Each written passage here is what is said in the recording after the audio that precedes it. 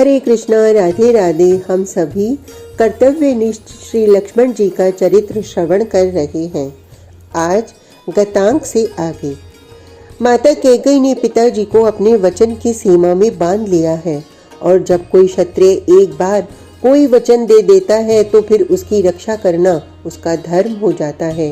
मेरे प्रति अतिरिक्त स्नेह के कारण यद्यपि पिताजी अपनी चेतना खो बैठे हैं, लेकिन उनकी स्थिति को परिहास से बचाने के लिए और उनकी मर्यादा की रक्षा के लिए मेरा यही कर्तव्य बनता है कि मैं कथनानुसार वन जाऊं। अतः तुम ओछी बुद्धि का त्याग करो।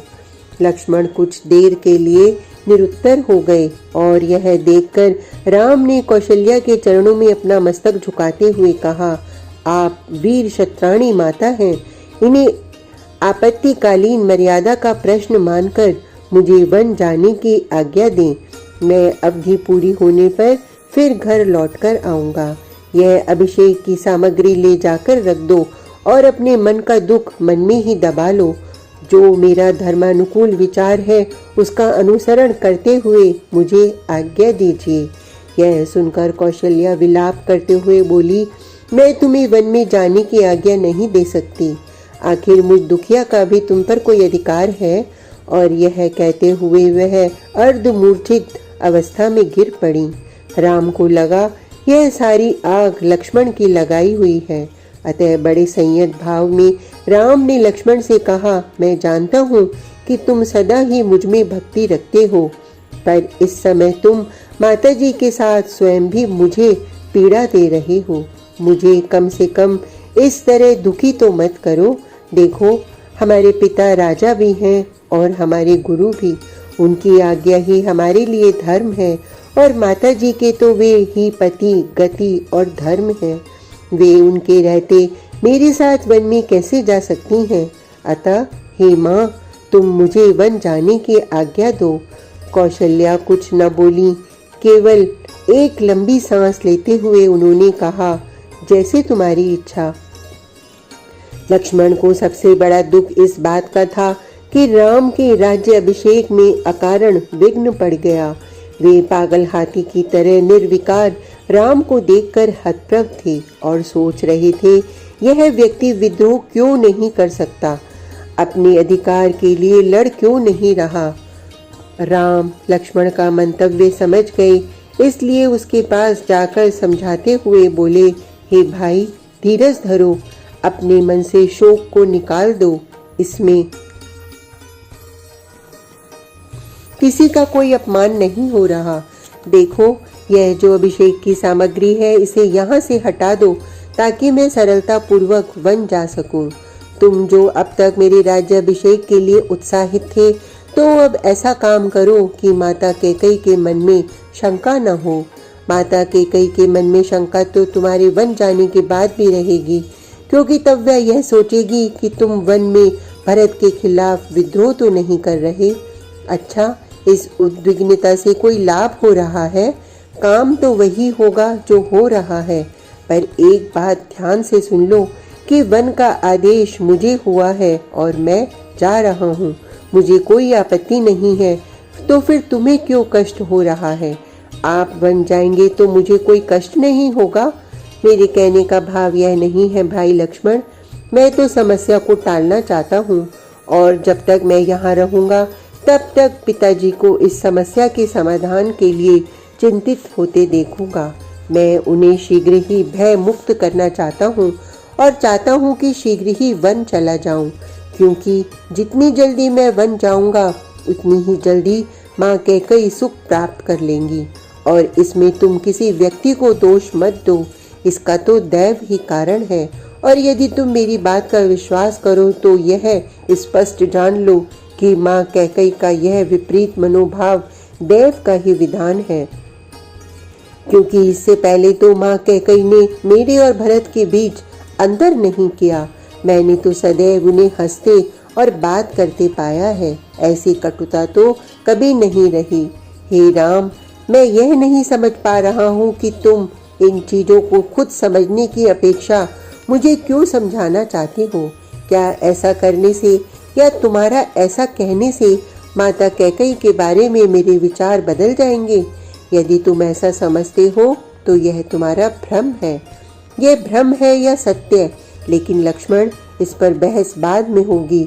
इस समय तो तुम मेरे वन जाने का मार्ग प्रशस्त करो। लक्ष्मण ने जो कुछ भी कहा वह कहना नहीं चाहता था, लेकिन राज्य अभिषेक में आए व्यवधान के कारण सोच ही नहीं पा रहा था कि वह क्या करे।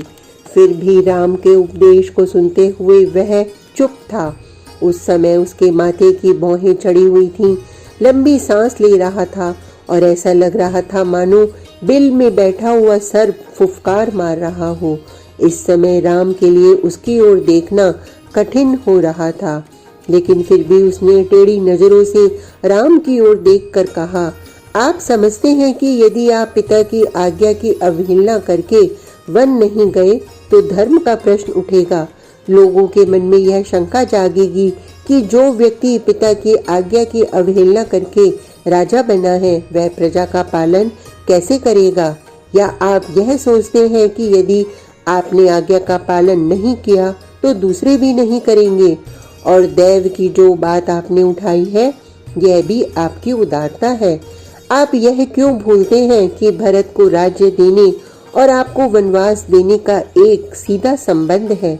क्योंकि यदि आप यहाँ रहे तो प्रजा भरत को राजा स्वीकार ही नहीं करेगी और तब उस वचन का क्या अर्थ रह गया। और यदि आप वन चले जाते हैं तो निश्चित रूप से 14 वर्ष का समय भरत को अपना राज्य स्थापित करने के लिए काफी होगा। और मैं तो सीधी बात कहता हूँ कि यदि इसमें कोई कुटिलता नहीं होती तो ये वचन तो पहले भी मांगे जा सकते थे, ठीक राज्याभिषेक के समय ही क्यों? मेरे भाई, यह केवल एक षड्यंत्र है और तुम्हें इसका विरोध करना चाहिए। दैव का भरोसा वह करता है जो कायर होता है, और मैं यह अच्छी तरह जानता हूँ कि आप कायर नहीं हैं। आप मुझे केवल आदेश दें, मैं किसी अंकुश की परवाह नहीं करता। अपने पुरुषार्थ से मैं देव को भी परास्त कर दूंगा, और जिन लोगों ने आपको 14 वर्ष का वनवास दिया है मैं उनको 14 वर्ष के वनवास के लिए बाध्य कर दूंगा। हे धर्मात्मा राम, आप यह विचार मन से निकाल दीजिए कि यदि आपने आज्ञा का पालन नहीं किया तो प्रजा विद्रोह कर देगी। मैं आपकी और आपके राज्य की रक्षा के लिए तत्पर हूँ। मेरी तलवार की धार शत्रुओं को धूल चटाने के लिए काफी है, और मैं प्रतिज्ञा करता हूँ कि यदि किसी ने आपके राज्याभिषेक में बाधा पहुंचाई तो मैं उसे यमपुरी पहुंचा दूंगा। बहुत देर तक लक्ष्मण के क्रोध भरे उद्गार सुनने के बाद राम ने मुस्कुराते हुए उनकी पीठ पर हाथ मारते हुए कहा, बस बस, अब शांत हो जाओ। लक्ष्मण से यह बात जो ही कहते हुए राम सीता के प्रकोष्ठ में आगे बढ़े। वे आश्चर्य में पड़ गए। सीता तो पहले से ही वन जाने की वेशभूषा पहने खड़ी थीं। यह क्या है? आप वन जा रहे हैं तो मैं आपकी अनुगामिनी पहले से तैयार हूँ कि कहीं आपको मेरे कारण विलंब न हो जाए। लेकिन तुम? सीता ने बात को काटते हुए कहा, मैं आपकी पत्नी हूँ, सुख दुख की साथी। मेरा पुण्य और पाप आपके सानिध्य में है। मैं आपके साथ चलने के लिए तैयार हूँ। आप चलिए, विलंब न कीजिए, माता से आज्ञा लीजिए। सीता को साथ लेकर जब राम माता की आज्ञा लेकर लौटे तो उनके आश्चर्य की सीमा न रही। लक्ष्मण भी वल्कल वस्त्र धारण किए, कंधे पर धनुष बाण लिए उनके सामने खड़े थे। राम ने आश्चर्य से कहा, क्यों, तुम्हें क्या हो गया? तुमने राज से वस्त्र उतार कर वल्कल क्यों धारण किए? इसलिए कि जिस राज्य में सौतेलेपन के कारण माता पुत्र का विश्वास करना छोड़ दे, ऐसे राज्य में कोई सौतेला भाई कैसे सुखी रह सकता है? क्योंकि जो असुरक्षा भाव माता कैकेयी को आपके राजा होने पर हो सकता है, वही मुझे भरत के राजा होने पर, और फिर मेरी निष्ठा आपके प्रति है, भरत के प्रति नहीं। यदि आप वन जाएंगे तो मैं भी आपके साथ वन जाऊंगा।